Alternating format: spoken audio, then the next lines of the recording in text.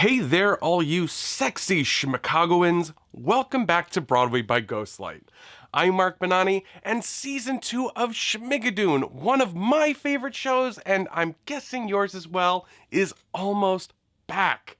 Earlier this week, we were finally gifted an extraordinary trailer for Season 2, jam-packed with new songs, new characters, and new musical theater Easter eggs. Man, I love this show. I released a video of me reacting to the trailer for the first time and discussing it a little bit on Tuesday, the day it came out. If you haven't seen that video yet, it's a ton of fun. I'll put a link to that video at the end of this one, so you should check it out if you haven't seen it already. But in that video, I asked y'all if you wanted a more in-depth breakdown of the trailer, and it seems like you did. I really appreciate you guys and the positive feedback you've been giving me. It really means the world. I'll be posting a full Season 1 recap in a couple of weeks to refresh everyone's mind on the shenanigans from Season 1, so make sure you're subscribed so you won't miss out on that. But enough jibber jabber, let's break down this awesome trailer bit by bit, shall we? Roll the first part. That's the foot. Any pain? What's wrong? That's the foot. Feels like we should be happier. Any pain? I want Schmigadoon. Happy people and bright colors. Schmigadoon, where are you? Maybe it's one of those places that you only go once and never return. Oh, like Soul Cycle. So it opens on our main couple, Josh and Melissa, played by Keegan-Michael Key and Cecily Strong, and both are at work. He's a surgeon and she's an OBGYN. There is this loud rhythmic ticking as time passes, mixed in with the sounds of their day-to-day life. The Velcro from the physical therapy gloves Josh is putting on a woman, the clack of a keyboard, and the sound of the ultrasound jelly, which my 8-year-old could not stop laughing about. Now, we don't know yet how much time has passed since the pair left Schmigadoon, but if you look closely at Josh's hand in this scene, you can see a wedding band. So clearly, the pair have gotten married since the finale, so I'm gonna say it's been at least a year since Season 1, but that's just a guess on my part. And sadly, it seems not everything is sunshine and rainbows for the couple. The colors are muted, they wear dark clothes, and you can hear it in their voices too. Plus, you know, she flat out says it feels like they should be happier. We get some clips from last season as we learn that Josh and Melissa miss Schmigadoon, which, yeah, I can't blame them. Also, we get this reminder that the show won an Emmy. Yes, Cinco Paul won a Primetime Emmy Award for Outstanding Music and Lyrics for the song that's probably been stuck in your head since the show premiered. Corn pudding, corn pudding, corn pudding, corn pudding, corn pudding, corn pudding. A well-deserved award. Congrats, Cinco. And they are wearing these clothes, which would have fit nicely with Season 1, so obviously they're trying to dress the part for their trip back to the mystical musical town. Now, I could be wrong, but I don't think they wore these clothes in Season 1, so they must have gone out to buy them, or maybe borrowed them from a local theater company or something. And Melissa channels all of us fans for the past year and a half. Schmigadoon, where are you? And then we get that funny Soul Cycle line. I love it. Moving on. Schmicago? Welcome to Schmicago. This is very different. Now our heroes enter the city of Schmicago. Who is he talking to? At one point, a lot of musicals had narrators. Sorry, go ahead. Really? Do I have your permission? Uh-oh. He's peppery. Yes, they don't find Schmigadoon, instead finding the sultry Schmicago. I am already obsessed with the sign for Schmicago. Can someone please make me a little replica version of it and the one from Season 1? Please and thank you. I need them for... I'll put them in the background here. We hear our first bit of new music, clearly channeling Pippin, and its opening number, Magic to Do.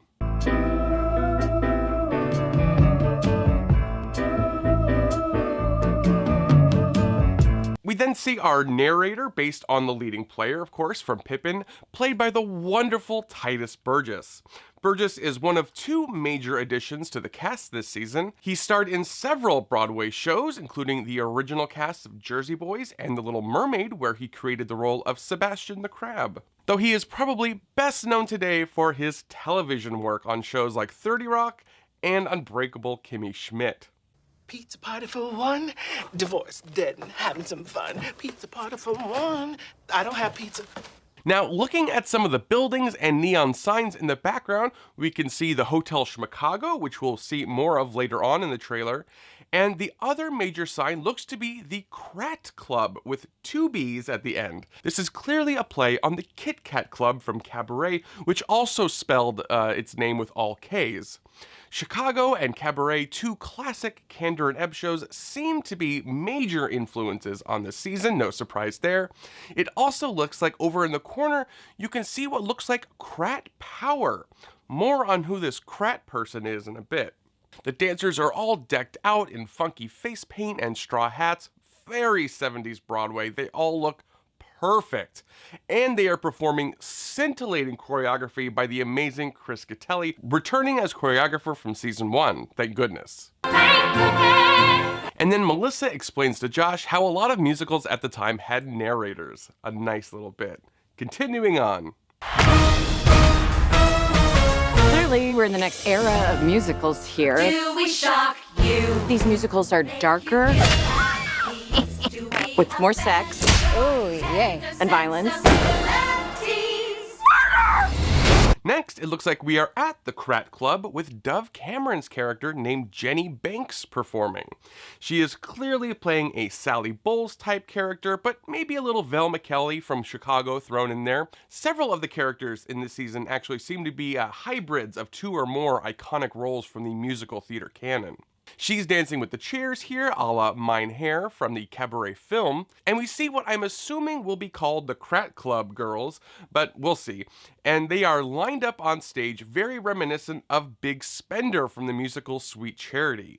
Melissa mentions how they're in the next era of musicals, and I love how with season 1 it was 40s and 50s musicals, but set in sort of the turn of the century to 1910s, where a lot of the 40s and 50s musicals took place, and now we've advanced to 60s and 70s musicals, but the setting has only advanced to the 1920s or 30s, which a lot of those shows are set in too, so fun, so clever.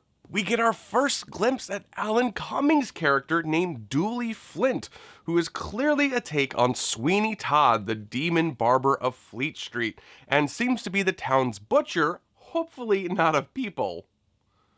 Exciting, isn't it? And then we see goddess Kristen Chenoweth giving a little cackle. Can I get a cackle? While it's just a little flash of her right now, later we'll see that Miss Chenoweth, who's playing a character named Miss Coldwell, seems to be a kind of hybrid of Mrs. Lovett, Sweeney Todd's partner in crime, and Miss Hannigan from Annie, a brilliant combination. We get another shot of Dove Cameron and the girls doing more Kit Kat Club choreography, and we get our first glimpse of now Academy Award winner Ariana DeBose doing her thing as a gender-bending MC, just like the character of the same name from Cabaret. I love her little pencil mustache she's sporting. So fun. We then get a first hint of our plot for the season, or at least one of the plot points for the season. One of the club girls is murdered, and Josh looks to be in the wrong place at the wrong time and is accused of killing the girl. A fun little Easter egg here I noticed, the dead woman has a tattoo on her arm, just like the one Charity Hope Valentine sports in the musical Sweet Charity. I couldn't quite make out the name on the tattoo though. Okay, we're very disappointed in you. Next clip. Well, you gotta be kidding me. How are we supposed to make a happy ending here? These musicals don't have happy endings. We see Josh behind bars looking very much like Bugs Bunny here. Then we get this outside shot. If you've watched my trailer reaction, I pointed out that we have the Kander Absinthe Cafe, a nod, of course, to John Kander of Kander and Ebb, the team behind over a dozen classic musicals, including Chicago and Cabaret. And next door to that is Herman's Hummable Tunes, a nod to Jerry Herman, who wrote the classic musicals Hello Dolly, Mame, and La Cage aux Folles, among others. It's also, I think, a nod to Jerry Herman's infamous Tony acceptance speech in 1984 when La Cage beat out Sondheim's Sunday in the Park with George score, and Jerry Herman said this. This award forever shatters a myth about the musical theater. There's been a rumor around for a couple of years that the simple, hummable show tune was no longer welcome on Broadway. Well, it's alive and well at the Palace. Escandalo. We get this fun shot of Cecily Strong, Dove Cameron, and Ariana DeBose performing this jail-themed number. I can't wait to see what that's all about. And then we get a shot of Melissa on stage with the club girls and one guy, I think auditioning, maybe rehearsing, but it looks like they're auditioning, and they hold up their headshots in front of their faces in a clear homage to a chorus line from 1976. The costumes for this season are so fun. I love these period rehearsal clothes. We also see the back of some people we haven't properly met yet. Anne Harada's character, as well as Jaime Camille and Patrick Page watching the proceedings. We then see Melissa and Josh in pajamas at the butcher shop, not sure what that's all about, and we see our Mrs. Lovett / Sweeney Todd avatars in all their menacing glory in front of a bunch of dead ducks. And here, I'm pretty sure it's just a red light reflecting in the window, but it looks like a splash of bright red blood, right? Very fun. And then we see what looks like maybe an orphanage, which is where the Miss Hannigan side of Kristen Chenoweth's character comes in. We can see a painting of her in the back holding a ruler ready to slap some hands, and a bunch of dolls and other toys hanging from the ceiling. A little creepy. Let's keep going. Sounds like someone needs a lesson in the power of happiness. Who wants to get naked? What I need is a lawyer. Once I've worked my magic, no jury will ever convict your hubby, even if he kills again.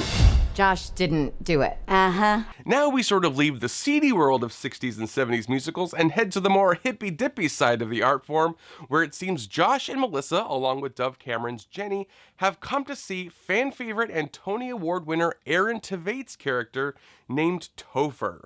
Many mention in the comments of the reaction video that they believe he's playing a take on Burger from the musical Hair, and I totally think they're right. But I also think he's heavily based on Jesus from Godspell, with the fro and the sort of sun eye paint. And behind Josh and Melissa here, you can sort of make out a colorfully painted VW bus, which is all very Godspell. Plus, his name is Topher, usually short for Christopher, just missing the, Christ part. It's all there, black and white, clear as crystal.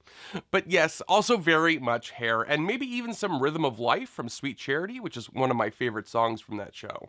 Then we are introduced to Jane Krakowski's character Bobby Flanagan, clearly inspired by Chicago's Billy Flynn. We see a snippet of Josh's trial with Miss Krakowski pulling the not guilty handkerchief out of his mouth, a fun bit that reminds me of this bit from the Chicago film. Moving on. History and magic, endings that are tragic. Welcome to, welcome to, welcome to, welcome to, welcome to, welcome to, welcome to. We get a shot of Titus's narrator character pulling the lever on, thankfully, an empty electric chair, sending up sparks, Melissa performing at the club, kicking a drink out of a patron's hand, and then one of two of my favorite people, Anne Harada and Jaime Camille, with their characters toasting their martinis. Jaime is playing Sergeant Rivera, a policeman for Schmicago. Many in the comments and on Twitter have guessed that he's playing a character hearkening to Evita, but I don't know. I don't think so. I could, of course, be totally wrong, but my guess is Evita would be something we'd see in Season 3, universe willing. 6 seasons in a movie. 6 seasons in a movie. I don't know what he's based on going from the trailer, so I guess we'll just have to wait and see on that one. As for Miss Harada, she's playing a character named Madame Frau. She's dressed in very cabaret-esque clothing, and we'll later see that she seems to run the Hotel Schmicago, and is German, so I'm guessing she's playing a version of Fräulein Schneider from Cabaret, though I'm sure there's some other characters thrown in there as well. We then get shots of all of our main cast. The only one we didn't really see in the trailer at all is Patrick Page's character. Patrick Page is another new addition to the cast with this season, along with Titus. Patrick Page is a beloved Broadway actor and villain extraordinaire, being a longtime star in The Lion King and having created the roles of the Grinch in How the Grinch Stole Christmas, the Green Goblin in mega flop Spider-Man Turn Off the Dark, and the deep-voiced Hades in the smash hit Hadestown. Hey, little songbird, give me a song. In Schmicago, he plays Octavius Krat, clearly a wealthy man and the presumptive owner of the Krat Club and Krat Power, like I mentioned in the beginning, and probably several more Schmicago institutions. While I have no proof just based on the trailer, he's probably a bad guy. Patrick Page is always the bad guy. My guess is he's sort of a Judge Turpin type from Sweeney Todd. If you pause it at the right moment, you can just make out that the ad on the back of the newspaper he's holding says Stein and Sons, spelled S-T-Y-N-E, a nod to the great Julie Stein, who wrote the music for several Broadway shows, classics like Gypsy, Funny Girl, and Fade Out, Fade In, among many others. And the headline of the newspaper says, "Surprisingly Not Guilty," which is hysterical. And we see Martin Short is back as the Leprechaun from the very first episode of season 1, which is so much fun. I did not think we would see him in the season, certainly not as the Leprechaun. I think he's the only person besides Josh and Melissa to cross over to season 2 playing the same characters. Let's finish it out. Sounds like another wild night in Schmicago.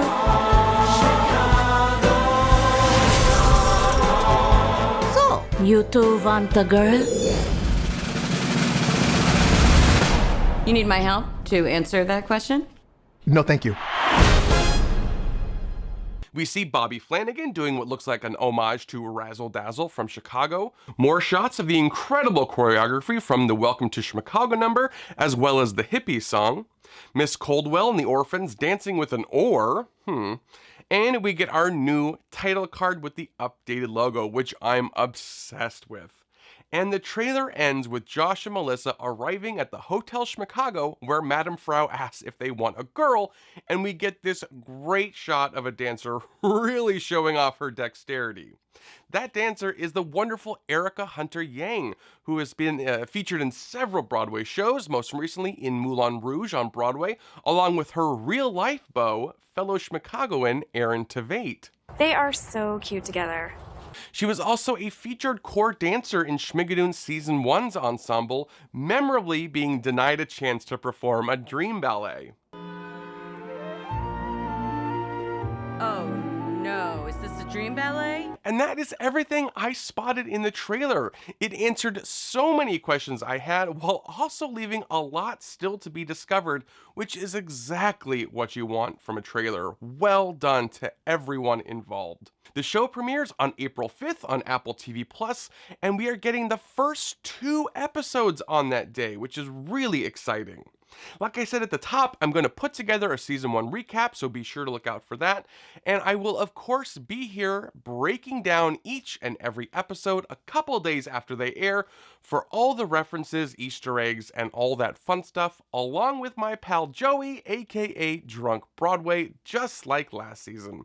Huzzah! Plus, I'm hoping to rope in some of my friends from the cast and crew to do some interviews for me and talk all things Schmigadoon, so make sure you're subscribed so you don't miss on any Schmigadoon schmontent. I've got other fun musical theater history videos coming out soon, not having to do with Schmigadoon, including a breakdown of a forgotten flop sequel to a certain hit show about a curly-haired redhead orphan. I'm really looking forward to sharing that with you all soon. If you enjoyed this video and found some value in it, hit that like button. It's right down there, and it really goes a long way to help with that YouTube algorithm, as well as letting me know that you guys enjoy this content. You can also head over to my Patreon, where there are fun things like behind the scenes content and bloopers from some of my videos, plus other fun benefits like getting your name in each and every video like these beautiful people. And those amazing patrons in my producer circle also get to choose a show for me to break down. So if there's a show you're dying for me to explore in detail, that's a great way to do it. But honestly, any support for this channel, either on Patreon or just liking and commenting, is greatly appreciated. You can follow me on the socials at bwayghostlight. I love connecting with fellow Schmigadoon fans. But until next time, this is Broadway by Ghostlight. I'm Mark Bonanni. Thanks for watching. Put the corn in the pudding and the pudding in the bowl. Put the bowl in the belly 'cause it's good for the soul.